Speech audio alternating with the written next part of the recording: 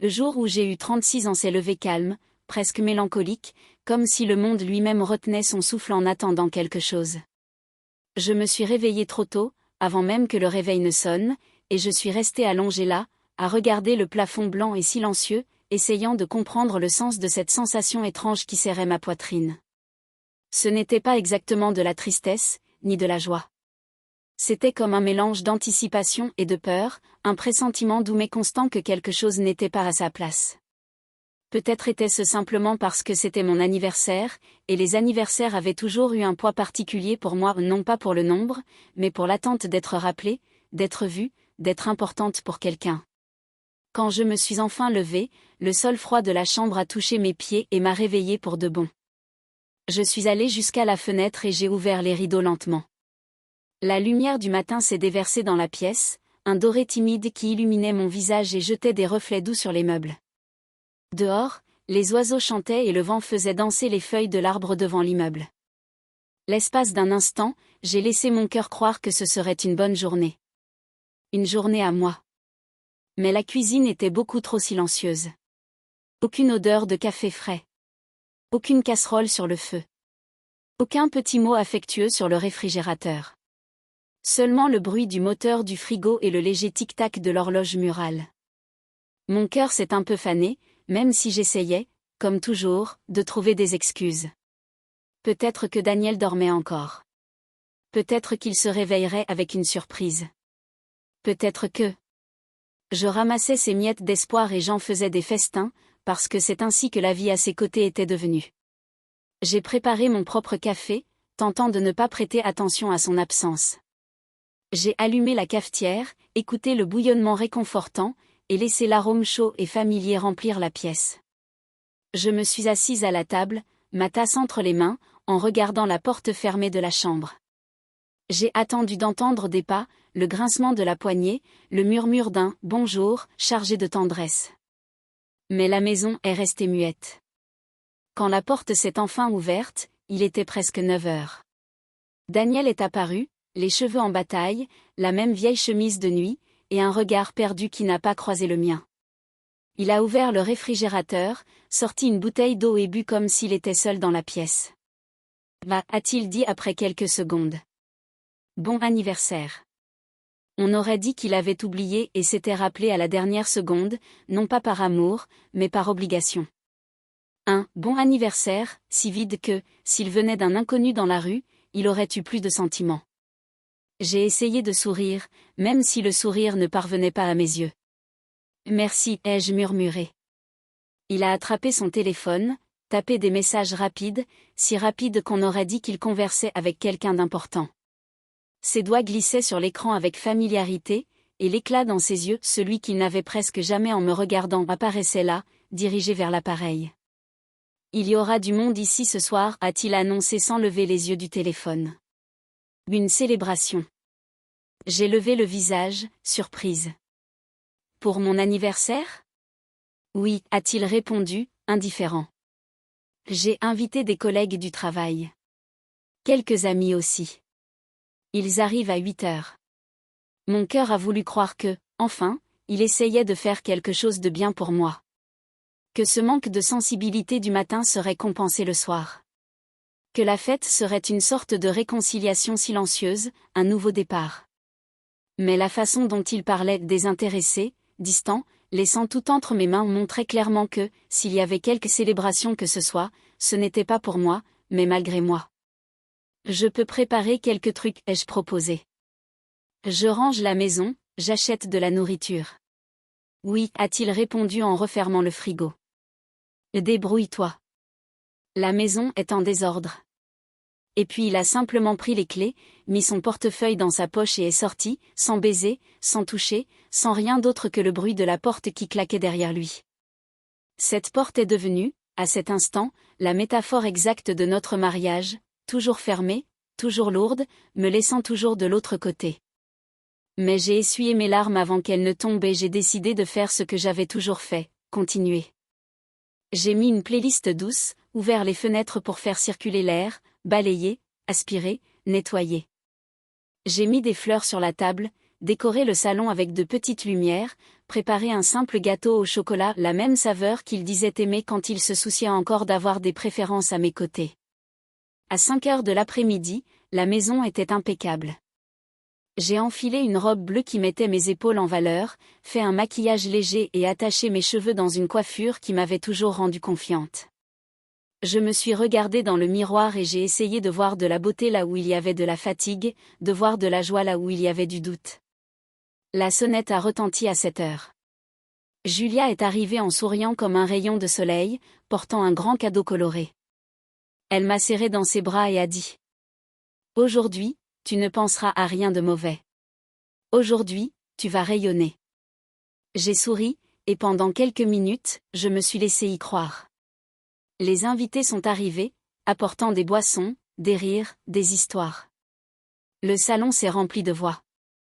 Des collègues de Daniel, des amis que je connaissais à peine, des voisins que je voyais de loin. Tous joyeux, animés, me saluant avec enthousiasme. Je me suis efforcée d'être l'hôtesse parfaite, j'ai servi des amuse-bouches, pris des photos, discuté, souri plus que nécessaire. Mais Daniel n'arrivait pas. Chaque minute devenait plus lourde, plus silencieuse à l'intérieur de moi, malgré le bruit autour. Julia, remarquant ma tension, a murmuré à mon oreille. Il doit préparer une surprise. Calme-toi. À 8h34, la porte s'est enfin ouverte. Daniel est entré. Et pas seul. Il tenait un grand sac en papier, doré, avec un nœud rouge parfait. Toute la salle a tourné son attention vers lui, comme si son entrée était le point culminant de la soirée. Il a souri, un sourire fier, chargé de quelque chose que je ne parvenais pas à définir, et a levé le sac pour que tous puissent le voir. Les gens, dit-il d'une voix forte avant de commencer la fête, je veux offrir le cadeau d'Elisa. La salle a vibré. Il y a eu des applaudissements, des sifflements, des plaisanteries. Julia a serré ma main avec enthousiasme. Je te l'avais dit. Il a préparé quelque chose de spécial. Je me suis avancée vers lui, sentant mes jambes trembler. Daniel m'a tendu le sac avec précaution, mais il y avait quelque chose dans son regard, quelque chose de dur, de froid, qui m'a mise mal à l'aise. Malgré tout, j'ai défait le nœud délicatement. J'ai retiré le papier de soie. Et là, j'ai vu. Pas des bijoux. Pas du parfum. Pas des lettres d'amour. C'était une grande enveloppe. Brune. Formelle. Avec mon nom écrit dessus, de sa main. Je l'ai ouverte, les mains tremblantes. Et la première chose que j'ai lue fut: demande de divorce. Pendant un instant, tout a disparu. Le son des rires, le brouhaha de la fête, la musique en fond, tout est devenu silence. J'ai senti mon cœur s'arrêter, puis repartir en désordre, comme s'il essayait de fuir mon propre corps. J'ai levé les yeux vers Daniel, cherchant une explication, une raison, un peu d'humanité. Mais il a seulement souri. Un sourire de soulagement. Et là, à cette seconde précise, en plein milieu de mon anniversaire, devant des dizaines de personnes, j'ai compris, son cadeau n'était pas seulement ce papier. C'était l'humiliation. C'était sa libération au prix de ma douleur. C'était la fin. Et je n'avais aucune idée que, à cet instant même, ma vie était sur le point d'être complètement arrachée à sa place, pour ne jamais redevenir la même. Le papier tremblait entre mes doigts. Le son autour de moi semblait venir de très loin, étouffé, comme si j'étais submergée dans un endroit profond où rien n'atteignait pleinement ma conscience. La pièce était pleine de monde, des visages connus, d'autres moins, mais tous semblaient figés dans le temps, attendant ma réaction, ou peut-être simplement choqués par la cruauté dont ils venaient d'être témoins. Mon anniversaire. Mon salon. Ma fête. Mon mari. Et le divorce dans ma main. J'ai essayé de dire quelque chose, mais ma gorge s'est refermée. L'air semblait trop lourd pour entrer. Julia, à mes côtés, était pâle, les yeux écarquillés, fixant Daniel comme s'il était un inconnu dangereux. Peut-être l'était-il. Peut-être l'avait-il toujours été, et j'avais refusé de voir. Et Elisa ? Murmura-t-elle en touchant légèrement mon bras. Respire. On sort un peu. Viens. Mais Daniel fit un pas en avant, comme si ma douleur était un spectacle qu'il devait clarifier davantage. Comme si tout cela était une mise en scène soigneusement répétée. Je voulais faire ça aujourd'hui, dit-il, fort, pour que tout le monde entende. Parce que, il rit, un rire court et sarcastique, je me suis enfin débarrassé de toi. La phrase tomba dans la pièce comme du verre brisé. Personne ne réagit immédiatement. Il fallut quelques secondes pour que les gens comprennent ce qu'ils venaient d'entendre. Un homme, au milieu de la fête de sa propre femme, lui remettant des papiers de divorce et disant qu'il était libre. Libre de quoi? De qui? De moi. Une chaleur brutale monta de mon estomac à mon visage. C'était de l'humiliation, de la colère et de l'incrédulité mêlées en une seule émotion écrasante. Julia devint rouge d'indignation. « Tu as perdu la tête ?» éclata-t-elle. « Faire ça comme ça? Devant tout le monde? Le jour de son anniversaire? » Mais Daniel leva les mains, ironique. « J'ai juste voulu être honnête. D'ailleurs, j'ai pensé que ce serait mieux comme ça, devant des témoins. » Il me regarda, inclinant la tête. Pour ne pas dire que j'ai disparu sans rien expliquer. Je te connais, tu es tellement dramatique. Dramatique. L'homme qui venait de me ridiculiser devant une salle pleine de gens m'appelait dramatique. J'ai inspiré profondément, tentant de garder mes mains stables.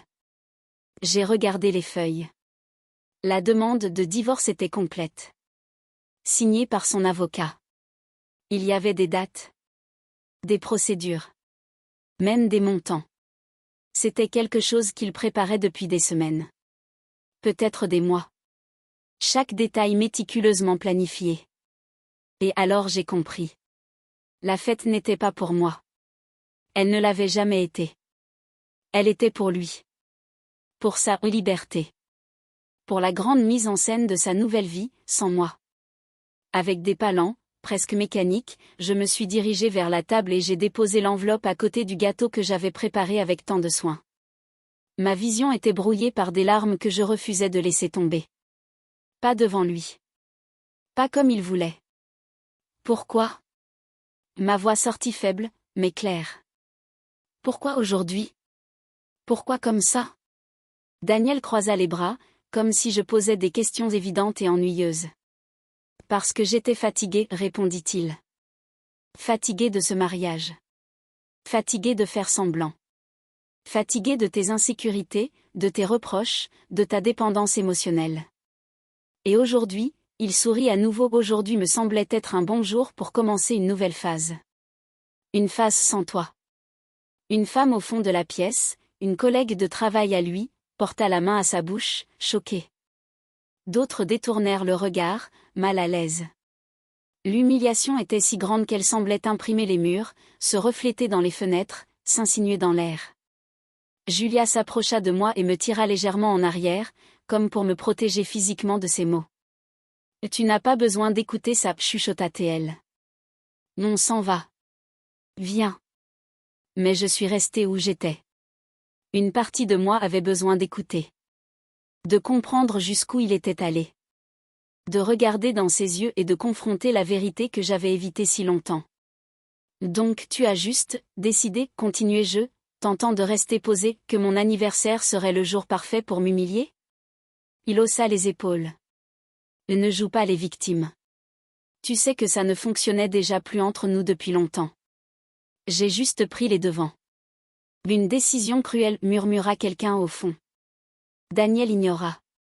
Il se tourna vers les invités, comme s'il tentait de reprendre le contrôle. Vous pouvez rester, hein, dit-il. La fête continue. On a juste besoin que Elisa. Elisa s'en va. Coupa Julia, ferme comme je ne l'avais jamais entendu. Et tous ceux qui ont un minimum de décence vont partir aussi. Le silence se répandit dans la pièce. Daniel se raidit, la mâchoire crispée. Puis quelque chose d'inattendu se produisit.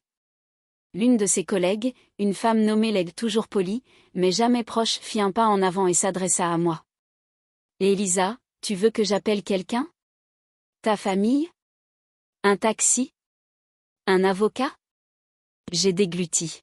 « Non. Merci. Je vais me débrouiller. Et je me suis débrouillée. Parce que c'est ce que j'avais toujours fait. J'ai attrapé mon sac, respiré profondément et marché vers la porte. Mais avant de sortir, quelque chose m'a arrêté. Peut-être l'instinct de survie. Peut-être le besoin de ne pas laisser la dernière parole être la sienne. Je me suis retournée lentement. Daniel me regardait avec impatience, comme s'il faisait face à un ennui domestique banal. Quelque chose de mineur. Sans importance. Tu es sûr que c'est ce que tu veux ? Demandai-je, même si je connaissais la réponse. Terminer comme ça ? De cette façon ? Il sourit de travers. Je n'ai jamais été aussi sûr de quelque chose dans ma vie. Cela acheva d'éteindre le moindre reste d'espoir. De nous. Sans ajouter un mot, je suis sortie. Julia me suivit aussitôt, serrant ma main avec force. En montant les escaliers vers le parking, j'avais l'impression que la gravité était plus lourde, tirant mes épaules vers le bas, écrasant ma poitrine. Dans sa voiture, le silence était si profond que seul le bruit du moteur semblait réel. Mes doigts serraient le tissu de mon sac avec une telle force que mes ongles faillirent déchirer le cuir. Julia conduisait lentement, comme si elle craignait que la vitesse puisse me faire m'effondrer. « Tu veux rentrer chez toi ?» demanda-t-elle doucement. « Ou venir chez moi ? Ou, on peut aller n'importe où. » N'importe où. J'ai mis quelques secondes à répondre. « Je ne veux pas rentrer à la maison, murmurai-je. Pas ce soir. » Julia hocha la tête, sans poser plus de questions. Elle comprenait. Parce que les meilleurs amis n'ont pas besoin d'explications quand le monde s'écroule soudainement. J'ai appuyé ma tête contre la vitre et fermé les yeux. Les lumières de la ville défilaient en éclairs jaunes et blancs, floues à travers les larmes que, maintenant, je me permettais de laisser tomber, silencieuses, chaudes. Des larmes qui n'étaient pas seulement de la tristesse. C'était du deuil. Pour ce que je croyais avoir. Pour ce que je n'ai jamais eu. Pour ce que j'ai enduré trop longtemps. Ce soir-là, le jour de mon anniversaire, l'homme qui aurait dû être à mes côtés m'avait offert la preuve définitive qu'il ne l'avait jamais vraiment été. Et tandis que la voiture avançait sur la route illuminée, une seule certitude s'est formée en moi.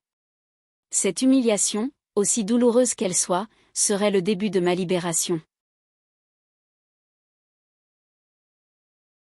Julia m'a emmenée chez elle comme on conduit quelqu'un qui vient de subir un accident, lentement, avec précaution, pesant chaque mot, chaque geste, comme si un mouvement brusque pouvait me briser. Une fois arrivée, elle m'a offert une couverture douce, un verre d'eau et un silence respectueux. Je me suis assise sur son canapé, fixant le vide, tandis que j'essayais de comprendre tout ce qui s'était passé. La scène se répétait dans ma tête comme un film brisé, tournant sans fin, l'enveloppe, son sourire, la phrase cruelle résonnant dans la salle.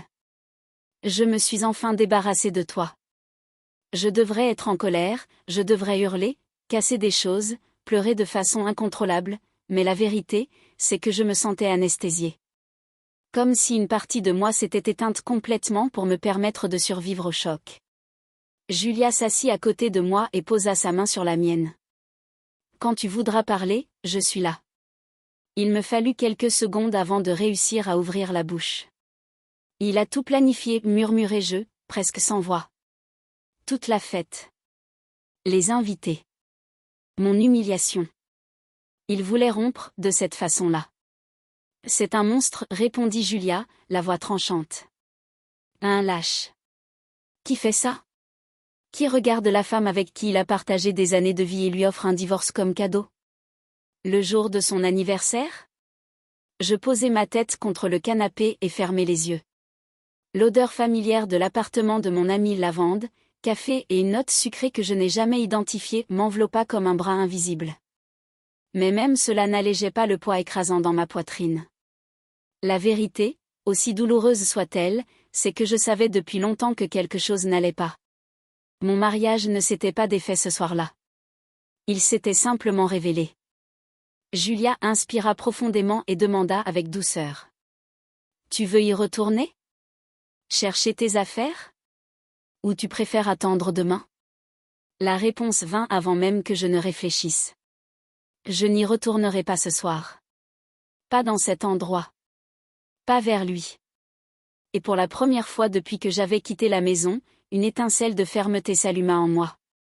Dormir cette nuit-là fut impossible. Chaque fois que je fermais les yeux, je revoyais l'expression de Daniel, du mépris, du soulagement, et même une joie cruelle. Je bougeais tellement dans le lit d'amis que le drap en devint tout froissé. À 5 heures du matin, j'abandonnai et allai dans le salon. Je m'assis par terre, près de la fenêtre, regardant le soleil se lever et teinter les toits d'orange. L'appartement était silencieux, hormis le ronronnement du chauffage. Je me serrai dans mes bras, essayant de rester entière. Et là, dans ce silence presque sacré, les souvenirs commencèrent à affluer, un par un, comme les pièces d'un puzzle que je n'avais jamais voulu assembler. La première fois que Daniel avait haussé la voix contre moi. La fois où il m'avait appelé, trop sensible. Les critiques voilées sur mon corps. Les remarques sur mes vêtements. Les comparaisons avec d'autres femmes, toujours dites sur le ton de la plaisanterie. La distance graduelle, silencieuse, invisible. Les nuits où il rentrait tard, prétextant le travail. Les voyages soudains, les messages cachés, le téléphone toujours face contre la table. De petites fissures. Si petites que je faisais semblant de ne pas les voir. Parce que voir signifiait agir. Et agir demandait un courage que je n'avais pas alors.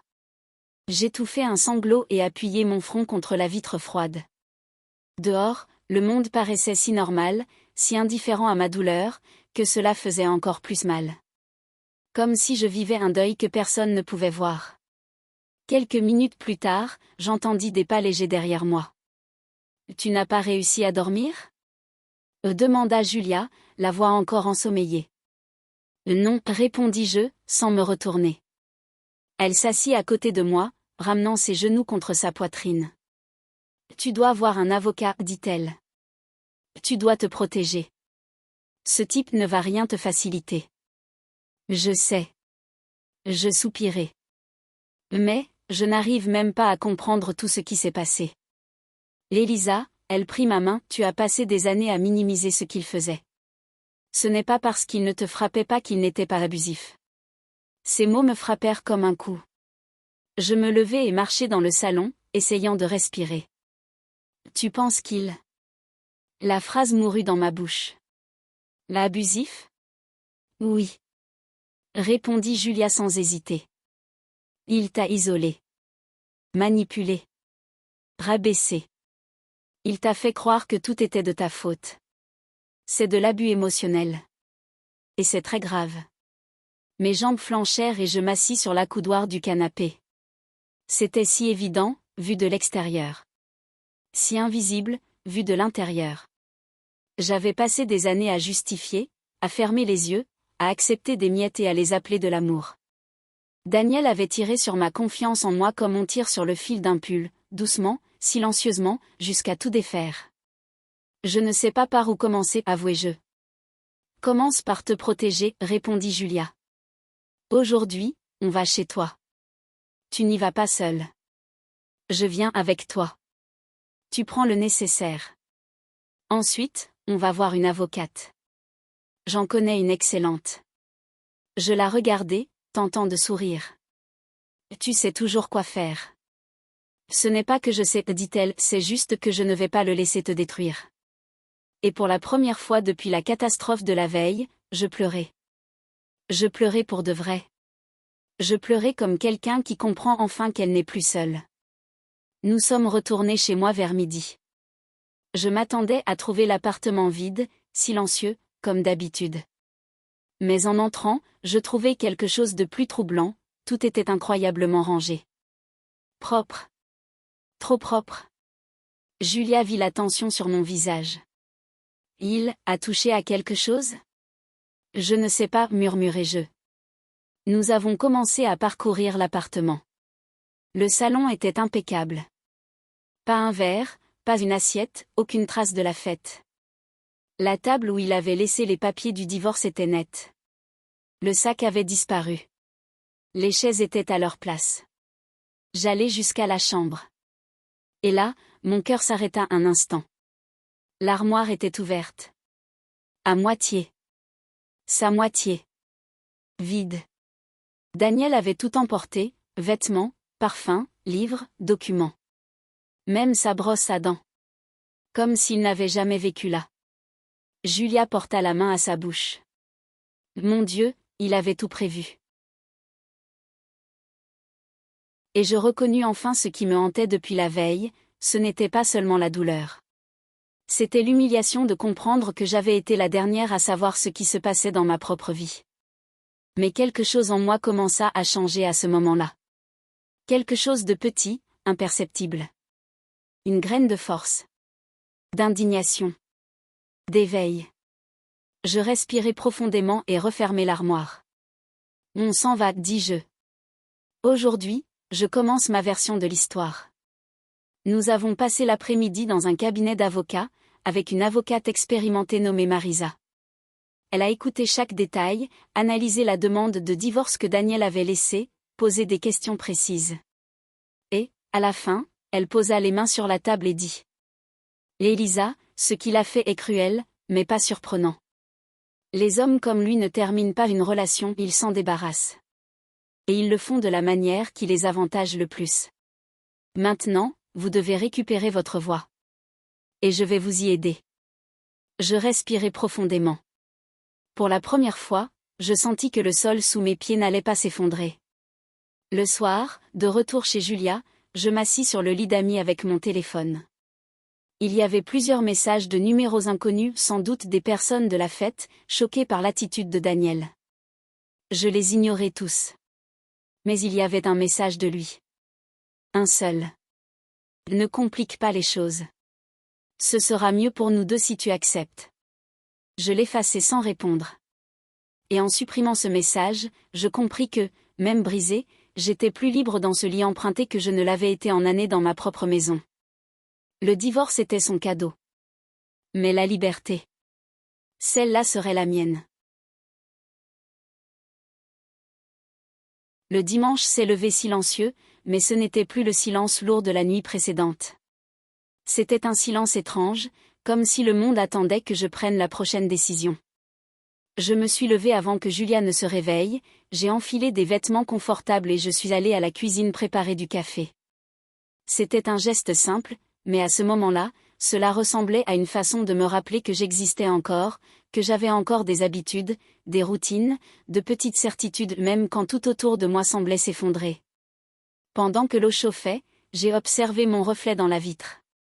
J'avais l'air plus âgé que la veille. Pas physiquement, mais dans mes yeux, il y avait quelque chose de différent. Une fatigue profonde, mais aussi une détermination silencieuse, à peine née. Julia est apparue peu après, les cheveux relevés en un chignon lâche et l'expression douce comme toujours. « Tu as mieux dormi ?» demanda-t-elle en attrapant une tasse.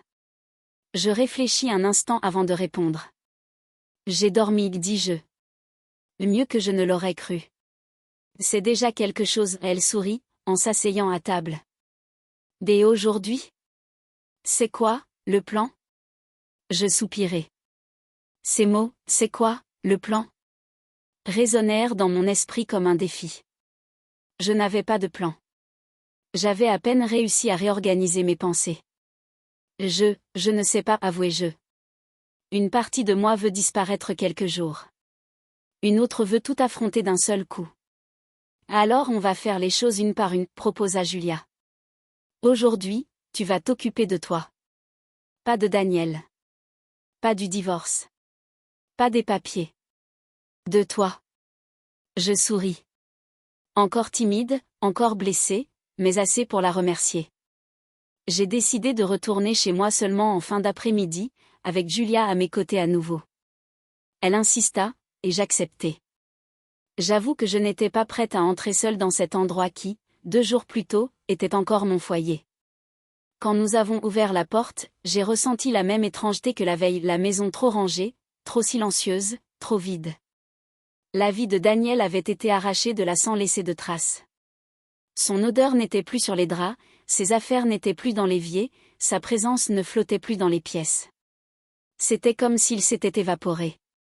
Et qu'il n'avait laissé derrière lui que son absence comme souvenir. Ce qui m'a le plus choqué, pourtant, ce fut de réaliser que cette absence, n'était pas si différente de ce qui existait déjà avant. Daniel passait des heures dehors, des journées froides, des nuits lointaines. La différence, c'est que maintenant, au moins, il y avait de la place pour que je voie la solitude que je tentais autrefois de cacher à moi-même. On commence à organiser tes affaires ? Demanda Julia. Allons-y, répondis-je en me dirigeant vers la chambre. Nous avons commencé doucement. J'ai sorti des vêtements de l'armoire, séparé ce qui était vraiment à moi, ce que je voulais garder, ce que je voulais donner. Entre deux pièces, Julia lançait des sujets légers, essayant de ne pas laisser l'ambiance devenir trop lourde. Mais, inévitablement, les souvenirs revenaient. La robe que j'avais portée lors de notre premier voyage ensemble. Le chemisier qu'il avait complimenté une fois, avant de cesser de remarquer quoi que ce soit. Les talons que j'avais achetés pour une fête où il m'avait ignoré toute la soirée. Chaque objet portait un morceau de douleur camouflé. Quand j'ai ouvert le tiroir de la table de nuit, j'ai trouvé quelque chose que je ne m'attendais pas à voir. Une photo. Nous deux, souriant. Daniel avec le bras autour de mes épaules, moi appuyé contre lui, les yeux brillants. Elle datait d'il y a 3 ans. Notre anniversaire de mariage. Une période où je croyais encore que nous pouvions être une équipe. Que l'amour réglerait tout. Que sa présence, même imparfaite, suffisait. La vision de cette photo a brisé quelque chose en moi en 1000 morceaux. Je me suis assise sur le lit, tenant le cadre, et j'ai senti les larmes couler enfin, sans culpabilité, sans retenue, sans honte. Oh, ma chérie, Julia s'approcha et m'enlaça les épaules. Pleure.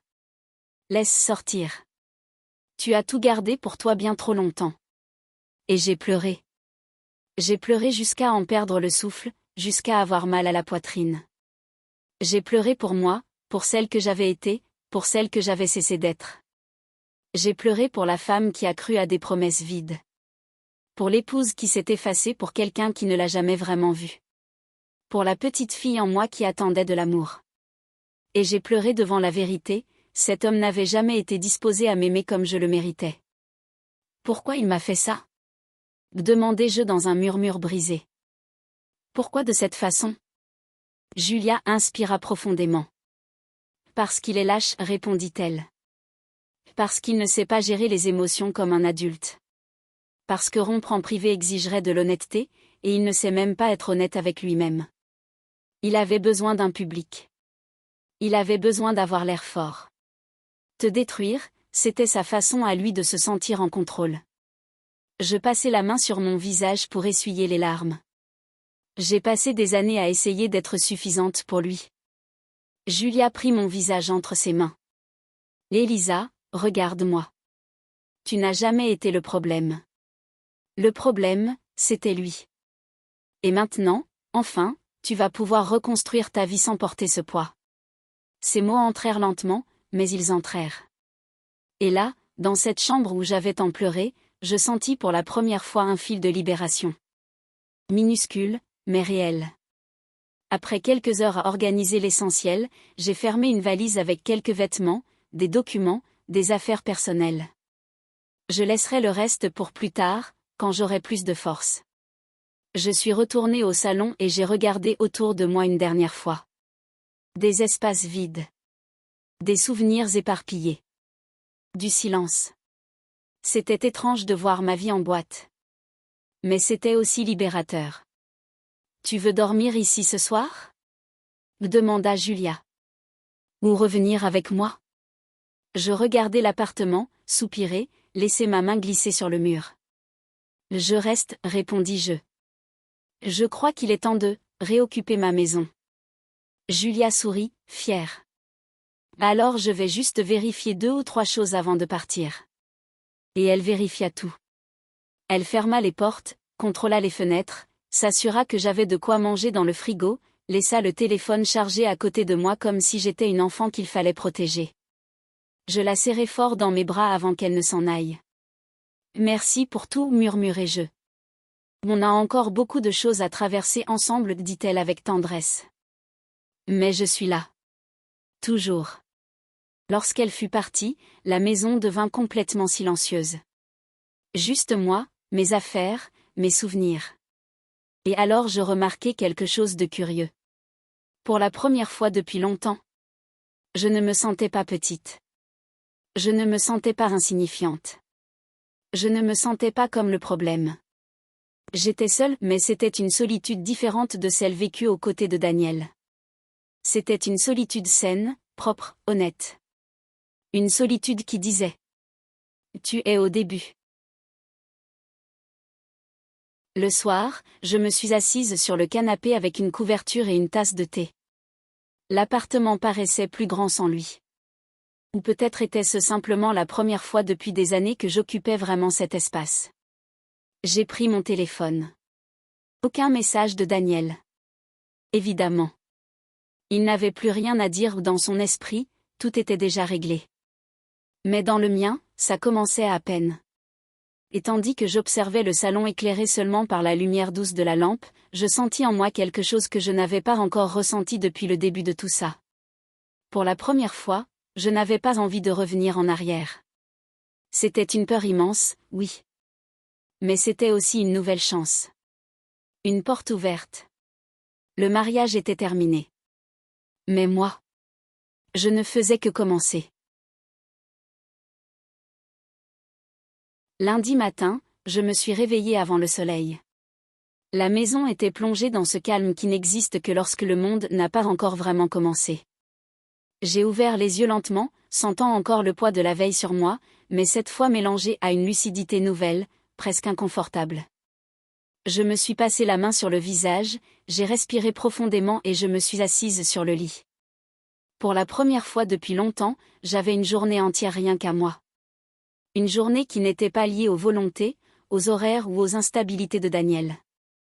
Je me suis levée, j'ai enfilé mes pantoufles et je suis allée dans la cuisine.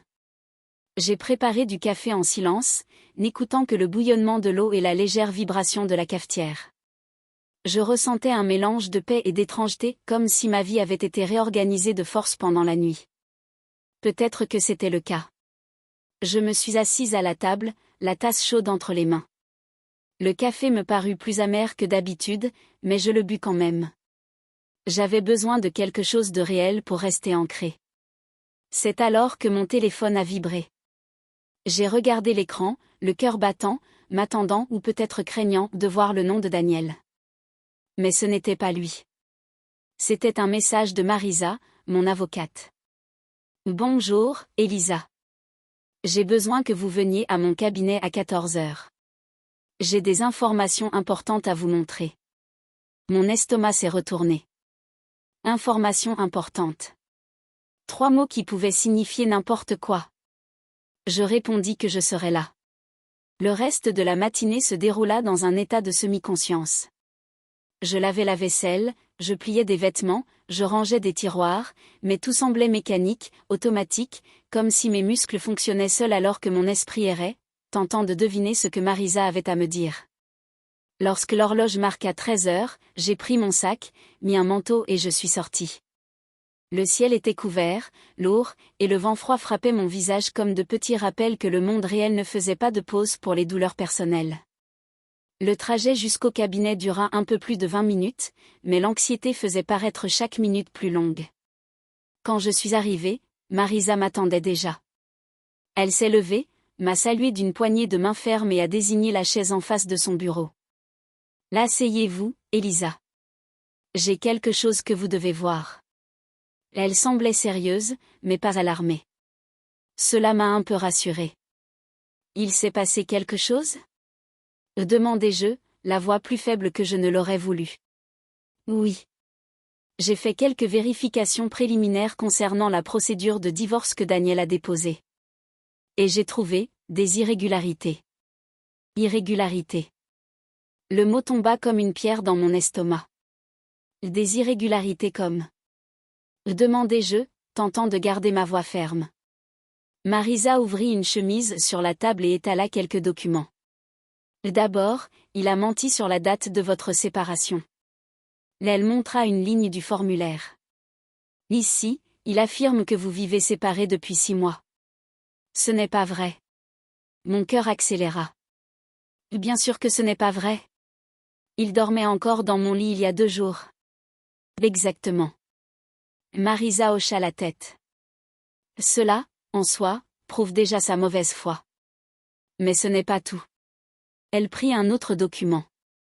Il a également déclaré que vous n'avez pas contribué financièrement au mariage, ce qui, excusez-moi, mais c'est absurde. J'ai des reçus, des justificatifs, des relevés bancaires, des emails que vous m'avez envoyés montrant que vous avez payé une grande partie des dépenses ces dernières années. Il le sait, dis-je, sentant la colère remplacer la tristesse. Il l'a toujours su. Marisa laissa échapper un son de désapprobation. Mais il y a autre chose. Mon estomac se serra encore. Autre chose ? Il a déplacé une somme considérable d'argent au cours des 30 derniers jours. Des virements qui n'apparaissent sur aucun compte conjoint. Y compris certains paiements, suspects. Des paiements ? De quel genre ? Elle hésita avant de répondre. À une femme. À plusieurs reprises. Des montants élevés. Pendant un instant, l'air se fit rare autour de moi. Mon esprit courut. Les souvenirs se bousculèrent. Sa froideur. Les messages cachés. Les heures supplémentaires mystérieuses. Le téléphone toujours retourné. Vous êtes en train de dire qu'il... Je n'arrivais pas à finir la phrase. Marisa ajusta ses lunettes avec son calme professionnel habituel. Elisa, je ne peux rien affirmer sans preuve définitive. Mais tout indique qu'il entretenait déjà une autre relation. Peut-être depuis des mois. Peut-être depuis des années. Je sentis quelque chose se briser définitivement en moi, ce n'était plus seulement de la douleur. C'était de la clarté. Une clarté si nette qu'elle en coupait presque. Daniel ne m'avait pas seulement quitté. Il ne m'avait pas seulement humilié. Il n'avait pas seulement orchestré cette mise en scène cruelle le jour de mon anniversaire. Il avait déjà une autre vie. Une autre personne. Une autre histoire et je n'en avais été informé que lorsque je ne lui servais plus à rien. Je fermai les yeux pour respirer. Marisa continua. De plus, la manière dont il a déposé le divorce trop rapide, avec de fausses informations, avec des dates inventées, me fait penser qu'il essayait d'éviter tout risque de partage équitable des biens. Je ris. Un rire amer, acide, presque hystérique. Évidemment qu'il essayait. Il a toujours dit que j'étais un poids. Que si un jour on se séparait, je partirais avec le minimum. Que c'était juste, selon lui. Marisa posa ses mains sur la table. C'est pour cela, Elisa, écoutez bien ce que je vais dire, n'acceptez pas l'accord qu'il propose. Ne signez rien. Il comptait sur votre état émotionnel pour vous faire céder. Mais il n'avait pas prévu que vous seriez entouré de personnes qui vous soutiennent ni de moi. Je la regardai, surprise par la force de sa voix. Il va réagir ? Demandai-je. Oui. Répondit-elle sans hésiter. Les hommes comme lui ne supportent pas de perdre le contrôle. Et en ce moment, vous êtes en train de lui enlever cela. Mais ne vous inquiétez pas. J'ai déjà traité avec des hommes comme Daniel. Et ils font toujours des erreurs quand ils perdent la maîtrise de la situation. J'avalai ma salive, sentant une nouvelle forme de courage se glisser en moi, fragile mais réelle. Qu'est-ce que je dois faire maintenant ? Maintenant ? Marisa sourit, professionnelle mais chaleureuse. Maintenant, vous me laissez travailler. Quand je suis sortie du cabinet, l'après-midi était grise, prête à laisser tomber la pluie. L'air semblait dense, mais frais et pour la première fois, j'ai eu l'impression de respirer à nouveau. Chaque pas sur le trottoir ressemblait à un pas hors de l'ombre de Daniel.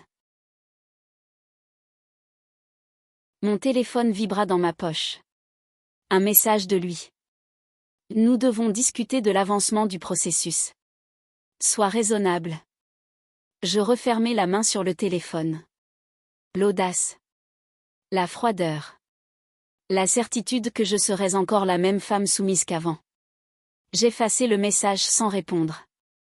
La pluie commença à tomber. Des gouttes épaisses. Glaçantes. Mais je ne courus pas. Je n'ai pas pris le parapluie dans mon sac. J'ai laissé l'eau tout laver. Le poids.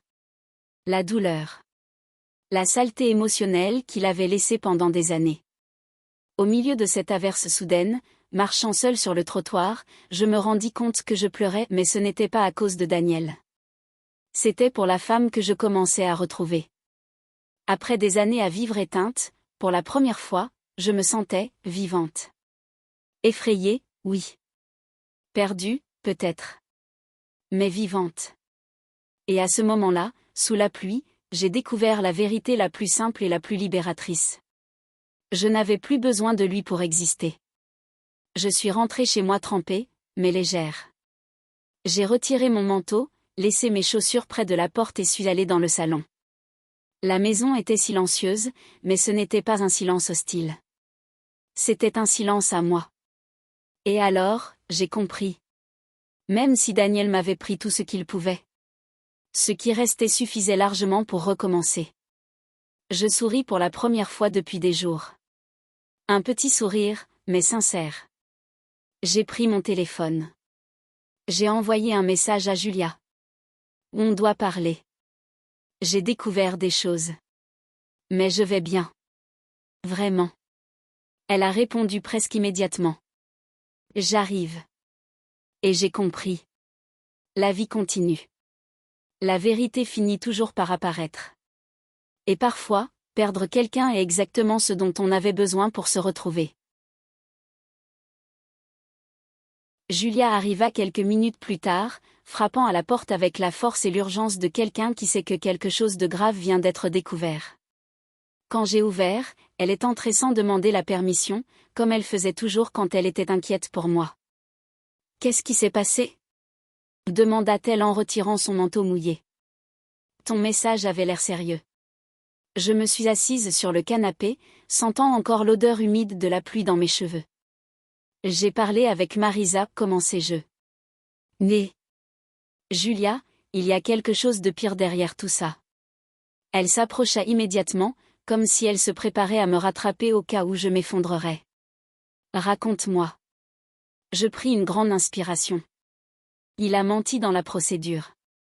Il a menti sur les dates, menti sur les contributions financières, et il y a autre chose. Julia plissa les yeux, déjà méfiante. Je le savais. Je savais que ce fumier préparait quelque chose. Il y a des virements, continuai-je, la voix tremblante, vers une femme. Son visage se durcit. Je le savais. Moi aussi, au fond, je le savais, avouai-je, sans chercher à me protéger. Je ne voulais juste pas y croire. Julia serra ma main avec force. Élisa, regarde-moi. Tu n'as pas été idiote. Tu as été trompée. Ce sont deux choses complètement différentes. Je sentis un poids sortir de ma poitrine, pas entièrement, mais assez pour que je puisse respirer. Elle a dit qu'il essaie d'accélérer le processus pour ne rien partager avec moi. Qu'il veut que je signe l'accord tel quel, je soupirai. Et que maintenant, ça va être la guerre. Julia se leva d'un bond et se mit à faire les 100 pas dans le salon comme une bête enfermée. La guerre ? Souffla-t-elle. Alors il va découvrir à qui il a affaire. Je ris, un rire faible mais sincère. Tu es plus en colère que moi dans cette histoire. Évidemment que je le suis, répondit-elle. Parce que j'ai vu comment tu t'es annulé pour cet homme. J'ai vu chaque partie de toi qu'il a effacée petit à petit. Je t'ai vu essayer, et essayer, et essayer, et lui, juste prendre, encore et encore. Je sentis mes yeux me brûler. J'ai vraiment essayé. Elle se rassit à côté de moi. Je sais que tu as essayé. Mais un mariage, ce n'est pas l'effort d'une seule personne. Et Daniel n'a jamais été prêt à mettre la même énergie que toi. Je baissai les yeux. J'ai l'impression d'avoir été stupide. Non, dit Julia fermement. Tu as été loyal. Et tu as été trahi. Mais maintenant, il est temps de renverser la situation. Le soir, je me retrouvai à nouveau seule. Julia insista pour dormir là, mais je lui dis que j'avais besoin d'être avec moi-même, de réorganiser mes pensées, de comprendre qui était en train de se reconstruire en moi. Je suis allée sur le balcon, cet endroit que je n'utilisais presque jamais avant. Il était devenu mon refuge. Je me suis assise sur l'une des chaises et j'ai fermé les yeux, écoutant le son de la pluie tomber plus loin, comme une caresse légère sur le toit de l'immeuble. L'air frais frappait mon visage, Pour la première fois depuis des jours, j'ai ressenti de la paix. Mais la paix ne dura pas longtemps. Le téléphone vibra sur la table. Je regardai l'écran et sentis mon estomac se contracter. Daniel. Le message disait. Nous devons parler. Tu rends tout ça plus compliqué que ça ne devrait l'être. Je fermai les yeux, agacé. Le contrôle. Toujours le contrôle. Pour lui, j'étais la pièce qui refusait encore de se soumettre. La pièce qui devait accepter son plan sans poser de questions. J'ignorais. 2 minutes plus tard, un autre message. Je n'arrive pas à croire que tu sois si infantile. On pourrait faire ça à l'amiable. À l'amiable. J'ai presque ri. Daniel ne savait pas ce que ça voulait dire. Il ne l'a jamais su. Et puis, le troisième. Si tu ne coopères pas, je peux demander une révision du patrimoine. Ce sera pire pour toi. Voilà. Le masque était tombé. Je l'ai bloqué. Pas à cause de la menace, mais parce qu'à partir de ce moment-là, il n'aurait plus accès à mon esprit, à mon silence, à ma fragilité. C'était la première limite que je posais depuis des années. Le lendemain matin, je me suis réveillée avec une sensation étrange, comme si quelque chose dans l'air était différent, sur le point de s'effondrer. Une intuition, une de ces sensations profondes que le corps perçoit avant l'esprit. Je me suis assise sur le lit, j'ai respiré profondément, et j'ai décidé qu'il était temps d'affronter la vie en face. Je suis retournée au cabinet de Marisa. Quand je suis entrée, elle avait déjà une chemise à la main. « Elisa, il faut que vous voyiez ça, dit-elle d'une voix grave. Mon cœur s'accéléra. Qu'est-ce que c'est ? Nous avons trouvé le compte parallèle. Elle ouvrit un document. Daniel a caché plus de 40 000 reais, transférés à une femme appelée Larissa Moura. Le nom tomba sur moi comme une pierre glacée. Larissa. Je connaissais ce prénom. Vaguement, de loin. Mais je le connaissais.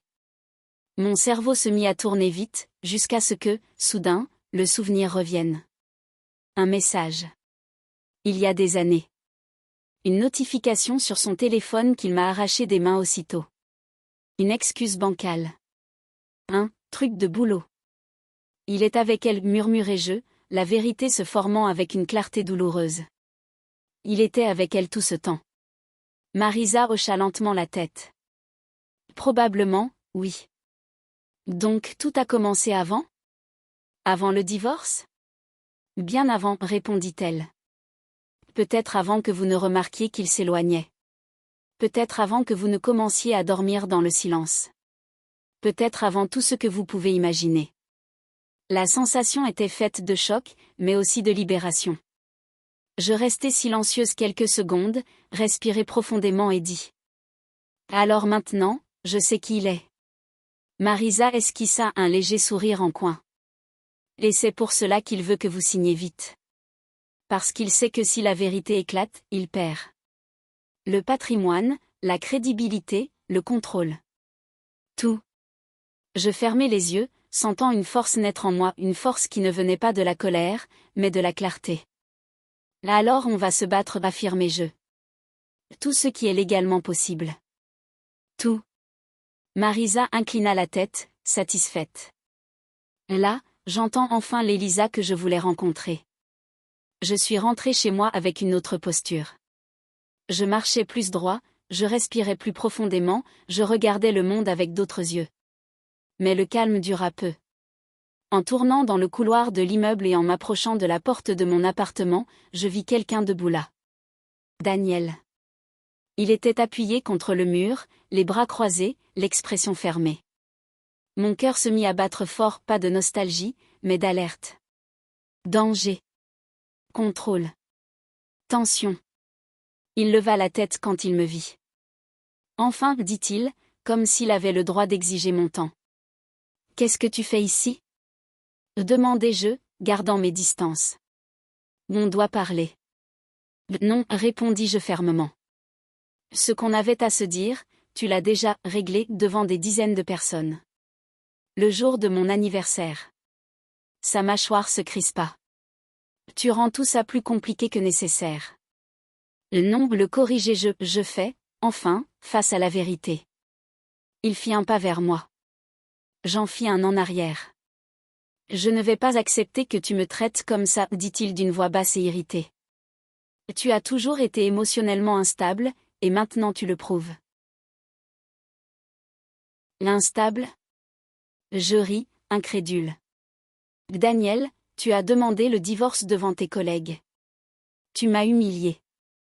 Tu m'as trompé. Tu as retiré de l'argent de nos comptes. Et tu as l'audace de venir ici me traiter d'instable? Il ouvrit la bouche, mais je ne le laissai pas parler.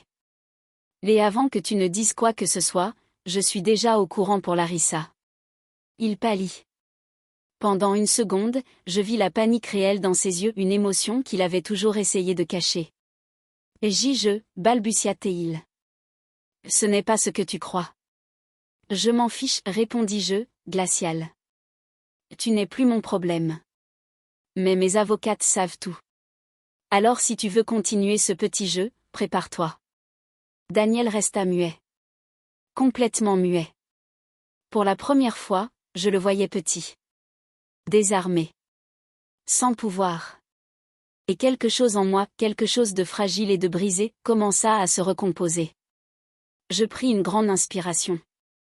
Maintenant, éloigne-toi de ma porte. Et ne reviens pas sans passer par mes avocates. Il hésita. Avaléa sa salive.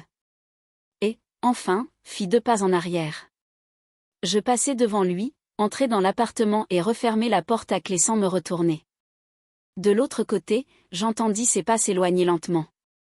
Et pour la première fois depuis le début de tout ça, je ressentis quelque chose de très simple, mais de profondément puissant. J'étais en sécurité. Avec moi-même. Avec ma force. Et surtout, loin de lui. Les jours suivants furent étrangement calmes, non pas parce qu'il ne se passait rien, mais parce qu'en moi, quelque chose avait changé de manière permanente. C'était comme si j'avais traversé une tempête interminable et qu'enfin, je posais les pieds sur un terrain ferme. J'étais encore trempée, épuisée, mais vivante. Et, pour la première fois depuis longtemps, consciente de mon propre corps, de mes sentiments, de l'espace que j'occupais. Je me levais tôt. Je prenais mon café en silence. Je rangeais la maison doucement. Je faisais de petites choses qui auparavant semblaient lourdes, et qui maintenant sonnaient comme des déclarations silencieuses d'indépendance. J'ouvrais les fenêtres, je laissais entrer le soleil, je réorganisais les meubles, je retirais de ma vie ce qui n'y appartenait plus. Chaque geste disait « Je reviens vers moi ». Mais ce retour n'était pas simple. Ni rapide. Ni indolore. Ce n'était pas un film, c'était la vie. Et la vie a son propre rythme. Cette semaine-là, Daniel tenta encore de me contacter. Appels, messages, même un long email rempli de justifications absurdes, de versions déformées des faits, de manipulations subtiles.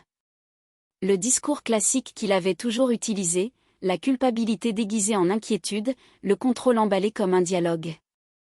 Je n'ai rien répondu. Marisa s'occupait de tout avec un calme que je lui enviais. Elle m'appelait à chaque mise à jour, expliquait chaque étape du processus, traduisait le jargon juridique en mots que je pouvais comprendre.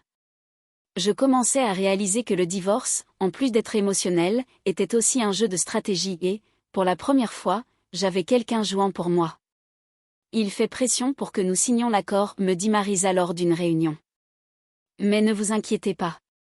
Je ne laisserai pas passer ça. Il sait qu'il est vulnérable, c'est pour cela qu'il est désespéré. Le mot « désespéré » me frappa étrangement. Daniel, désespéré? L'homme qui s'était toujours cru invincible? Qui croyait que je n'étais que remplaçable? Qui pensait pouvoir tout faire, de la manière la plus cruelle possible, sans jamais faire face aux conséquences? Une petite part de moi, mais réelle, sentit une forme de justice silencieuse se loger dans ma poitrine. Pas de vengeance. De la justice. Parce que parfois, la justice, c'est juste voir enfin la vérité. Au fil des jours, quelque chose de curieux se produisit, je commençai à me redécouvrir dans les petites choses. Le goût du silence. La musique que j'avais cessé d'écouter parce qu'il ne l'aimait pas. Le parfum qu'il trouvait, trop sucré, et que je me mis à porter avec 2 fois plus de conviction. La robe enfouie au fond du placard parce qu'il insinuait qu'elle attirait trop les regards. Je l'ai enfilée. Et je me suis trouvée belle. C'était comme si chaque choix était une restitution, une guérison, un rappel que ma vie m'appartenait à nouveau. Les nuits étaient plus difficiles. Parfois, je me réveillais le cœur battant, me souvenant de l'humiliation de la fête, entendant son rire, revoyant les regards autour de moi. Je revivais ce moment comme si j'y étais encore, prisonnière de ma propre peau. Mais avec le temps et beaucoup de respiration, beaucoup de courage, j'ai commencé à voir quelque chose. Je n'avais pas honte de ce qui s'était passé. C'est lui qui aurait dû en avoir honte. Et cette différence, petite et immense à la fois, commença à me libérer. Un jour, en rangeant le salon, je tombai sur une boîte que j'avais ignorée depuis le début du chaos. Une petite boîte pleine de souvenirs anciens, photos, lettres, billets, tickets de cinéma.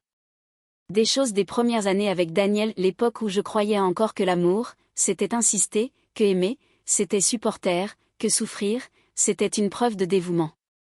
Je pris chaque objet avec soin. Pas avec douleur, mais avec lucidité. Il y avait des photos de nous souriant. Et dans toutes, je voyais maintenant. Mon sourire était vrai. Le sien n'avait jamais été vraiment pour moi. Il y avait des lettres qu'il m'écrivait au début, courtes, exagérées, passionnées. Un style si différent de l'homme froid qu'il était devenu. Ou peut-être, et cette pensée me fit plus mal, peut-être n'avait-il jamais été cet homme-là. Peut-être avais-je aimé une version de lui qui n'avait existé que tant que cela lui convenait. Au fond de la boîte, je trouvai quelque chose qui me fit m'arrêter. Une photo de moi. Seule. Prise par moi. Bien avant Daniel. Je riais dans cette photo, d'un rire si pur qu'il semblait presque impossible à atteindre maintenant. Je posai la photo contre ma poitrine. Je veux revenir vers elle, murmurai-je. Et là, je découvris la chose la plus importante de toutes. Je ne voulais pas retrouver ce que j'avais avec Daniel. Je voulais retrouver ce que j'avais avec moi avant lui. À mesure que la semaine avançait, d'autres changements survinrent. Des collègues de Daniel, certains de ceux qui avaient assisté à la scène à mon anniversaire, commencèrent à m'envoyer des messages d'excuses. Pour le malaise, pour n'avoir rien fait, pour avoir été témoin de cette farce. Je répondis poliment, mais gardai mes distances. Ce n'était pas avec eux que je devais traiter maintenant. Le seul message qui me toucha vraiment fut celui de Lay, la femme qui m'avait proposé de l'aide le soir de la fête. Elle écrivit. Si vous avez besoin d'un témoignage, je suis à votre disposition. Ce qu'il a fait était cruel. Et vous méritiez bien plus que ça. Je pleurai en lisant. Pas de douleur, de gentillesse. Mais le véritable tournant arriva un matin ordinaire, alors que je marchais jusqu'au café du quartier. J'avais besoin de sortir un peu, de respirer de l'air frais, de sentir le monde me traverser. J'entrai, passai commande et m'assis près de la fenêtre. L'odeur du café fraîchement moulu envahit mes sens, et pour la première fois depuis longtemps, je pris plaisir à être seule. C'est alors que quelqu'un prononça mon nom. Et Elisa ? Je levai les yeux. Et il était là. Enrique. Un vieil ami. Pas un ex. Pas une histoire inachevée. Juste quelqu'un que j'avais connu avant Daniel, quelqu'un que Daniel, évidemment, avait toujours détesté. Enrique me sourit. Un sourire sincère. Familier. Waouh, ça fait longtemps. Je souris aussi, encore un peu timide. Des années, je crois. Tu es différente, dit-il, penchant la tête.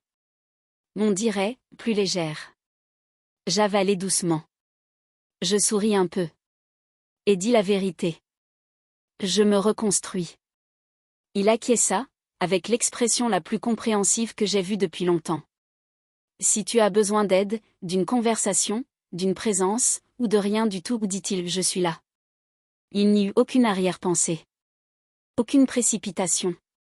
Aucune pression. Juste une présence. Et à cet instant, tout devint clair.